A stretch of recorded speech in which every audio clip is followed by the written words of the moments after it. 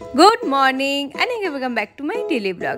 এই গরমে এরকম একটা ড্রেস পরে এখন আমি যাব হচ্ছে কোচবিহার রাজবাড়িতে ঘুরতে। সকালে উঠেই স্নান করে নিয়েছি, ব্রেকফাস্টও করিনি, তাই মা এখানে ব্রেকফাস্ট নিয়ে এসেছে। অ্যান্ড জিমে জয়েন করার পরের থেকে আমি একদম প্রপার ডায়েট ফলো করে ব্রেকফাস্ট, লাঞ্চ, ডিনার সবটাই করছি।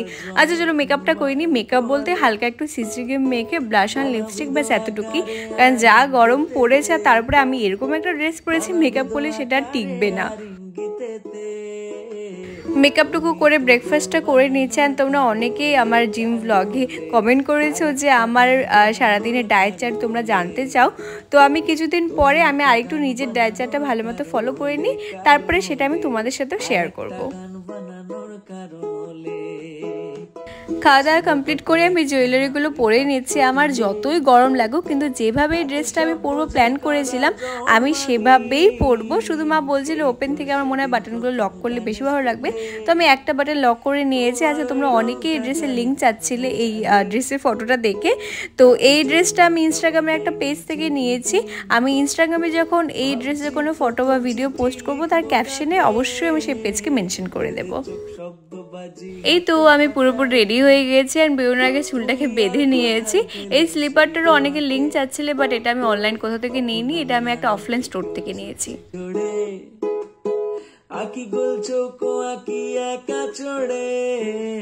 টোটোতে উঠে এখন আমি যাচ্ছি হচ্ছে বাস স্ট্যান্ডে। অ্যান্ড তখনই মা ফোন করে বলছে যে বাসে ওঠার আগে যে কোনো সফট ড্রিঙ্কস বা কিছু কিনে খেয়ে নিতে, যা বাইরে গরম।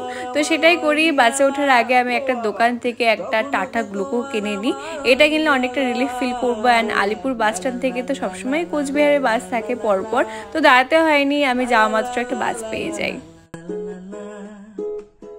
তুমি তো গান বানানোর কারণ হলে আর একটা গান বানানোর কারণ হলে। এই তো চলে এসেছে আজকের আমার ঘোরার পার্টনার। অ্যান্ড সোনু এসে জাস্ট আমায় দেখেই বলছে যে এই গরমে তুই এমন ভিজলি সেজে ঘুরে বেড়াবি।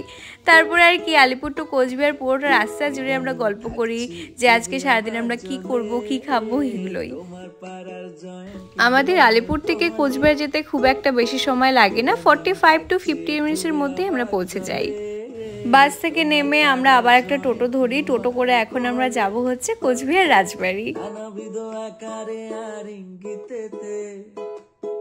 আমি আলিপুর থেকে আসার সময় ভেবে এসেছিলাম যে কোচবিহারে আলিপুরের তুলনায় একটু হলেও কম গরম হবে, কিন্তু এখানে এসে দেখছি আরও বেশি গরম।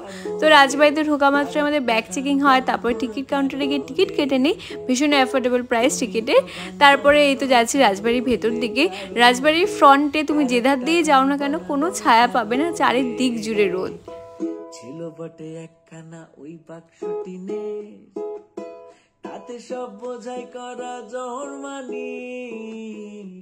যারা অনেক দূরে থাকো এখনো রাজবাড়ি দেখতে আসতে পাওনি, তো এই হচ্ছে রাজবাড়ির একদম কাছ থেকে ফ্রন্ট ভিউ। আমি অনেকটা ভিডিও করেছি তোমাদের দেখাবো বলে, কিন্তু আমি বলবো ভিডিওতে রাজবাড়ির সৌন্দর্য তোমরা কিছুই বুঝবে না। অসম্ভব সুন্দর একটা জায়গা, ভেতর থেকে দেখার মতো। আমি বলবো একবার এসে দেখে যাও। আমি যখন ছোটোবেলায় যেতাম তখন তো অনেক কিছু খোলা ছিল, অনেক রুম খোলা ছিল, অনেক জায়গা খোলা ছিল। এখন তার 70% বন্ধ করে দিয়েছে, কিন্তু তবুও যতটুকুই খোলা আছে না কেন দেখলে একদম মন ভরে যায়। যখন আর পোষাচ্ছে না এক চালা,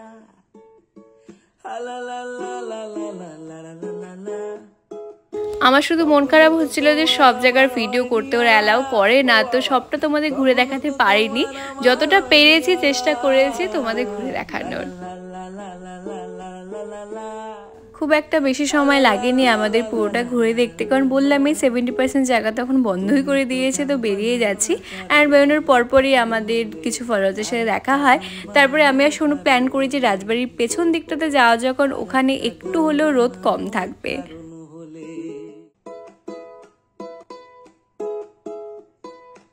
অনেকটা খোঁজাখুঁজির পর আমরা একটা জায়গা খুঁজে পাই যেখানটা পরিবেশটা খুবই ঠান্ডা ছিল, অ্যান্ড তার সাথে অনেকটাই ছায়া ছিল। তো দুজনে মিলে সেখানে বসে যাই, জল খাচ্ছিলাম আর অনেক গল্প করছিলাম যে রাজবাড়িটা আমাদের হলে সোনু কোন রুমটা নিত, আমি কোন রুমটা নিতাম, কোন রুমে কিভাবে ডিজাইন করতাম, অ্যান্ড কোথায় কি ব্লগ করতাম, এইসবই।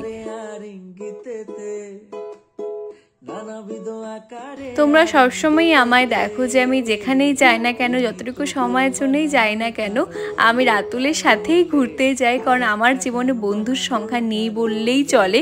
আমার কাছে আছে বলতে আমার ফ্যামিলি, রাতুল, সোনু এরাই। তো শুধুমাত্র ফ্যামিলি, রাতুল বাদে কোনো বন্ধুর সাথে ঘুরবো এরকম একটা ব্যাপার আমার মধ্যে ছিল। তাই আজকে প্ল্যান করে শুধুমাত্র সোনু আর আমি সারা দিনের জন্য আজকে ঘুরছি।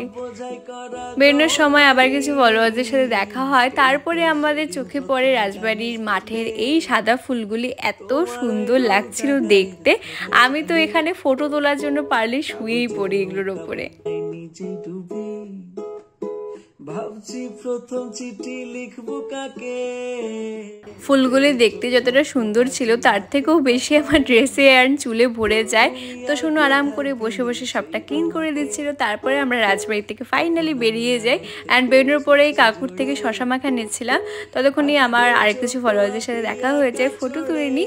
শশা খাচ্ছিলাম কারণ এত গরম লাগছিল, কি করে গরমটাকে কন্ট্রোল করবো বুঝতে পারছিলাম না। তো শশা মাখা খেয়ে তারপরে টোটো ধরে আমরা এখন আবার চলে যাচ্ছি গল্পতে। গল্পতে চলে আসলাম কারণ এখন আমরা করবো এখান থেকে লাঞ্চ।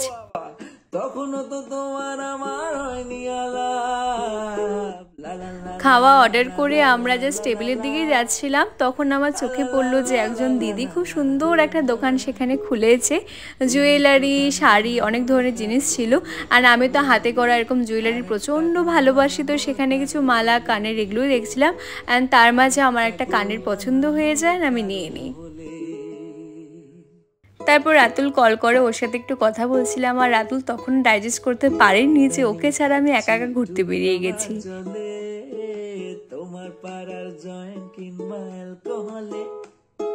এই তো সোনু খাওয়া নিয়ে চলে এসেছেন। আমরা অর্ডার করেছিলাম সেখানে চাউমিনের একটা চাইনিজ কম্বো, অ্যান্ড তার সাথে আমার ফেভারিট সিজলার। নানাবিধ আকারে আর ইঙ্গিতেতে, নানাবিধ আকারে আর ইঙ্গিতেতে, তুমি তো গান বানানোর কারণ হলে, কারণ হলে।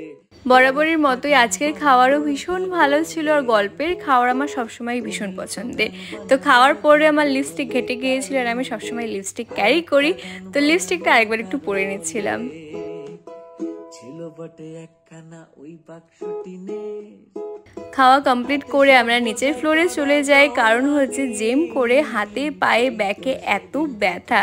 তো খাওয়ার সাথে সাথেই প্ল্যান করেছিলাম যে নিচে যে মেসেজ চেয়ার আছে সেখানে আমরা এখন মেসেজ নেব। কাগজের নৌকা বানাই নিজে ডুবে। সোনু দেখো আরাম পেয়ে ঘুমিয়েই গেছে। এই মেসেজ চেয়ারে 10 মিনিটসের মতো মেসেজ দেয়, তারপরে আমরা সেখান থেকে বেরিয়ে যাই। Baby baby. এখন আমাদের আবার টোটো করে বাস স্ট্যান্ডে যেতে হবে। আর তখন অলমোস্ট সন্ধ্যা সন্ধ্যা লেগে আসছে।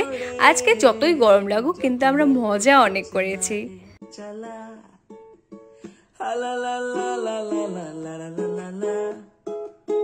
তখনও তো তোমার আমার হয়নি আলাপ, ও বাবা, তখনও তো তোমার আমার হয়নি আলাপ। আলিপুর পৌঁছতে পৌঁছতে প্রায় আমাদের রাত হয়ে গিয়েছিল। তখন আমি সোনুকে জিজ্ঞেস করেছিলাম যে কেমন লাগলো দিদির তরফ থেকে আজকে কোচবিহারে ঘোরার ট্রিপ। আর ও বলছিল অসাধারণ। বাই দ্য ওয়ে এটা আবার একজন ফলোয়ার্স দিয়ে গেছে, তো তাকে আবার আমি থ্যাংক ইউ বলছি। বাস স্ট্যান্ড থেকে টোটো ধরে বাড়িতে চলে আসলাম। সারা দিন পরে বাড়িতে আসলাম। তো বাড়িতে এসে ভালোভাবে ফ্রেশ হয়ে স্নান করে নিয়েছি। স্নান করে এখন আমি যাব হচ্ছে জিমে। আজকে আমার জিমের 4th ডে, আর এখন আমি জিমে একদমই বাদ দিতে চাই না। তো সারাদিন পরে ভালোভাবে স্কিন কেয়ার করে নিয়েছি, হেয়ার ওয়াশ করে নিয়েছি। অ্যান্ড রাতুলও চলে এসেছে আমায় নিতে। দুজনে মিলে যাব এখন জিমে। তো এই ছিল আজকে ছোট্ট একটা ব্লগ। আশা করি ভিডিও তোমাদের সবার অনেক অনেক ভালো লেগেছে। দেখা হবে অন্য কোনো সুন্দর একটা ভিডিওতে। ততক্ষণের জন্য সবাইকে টাটা, বাই।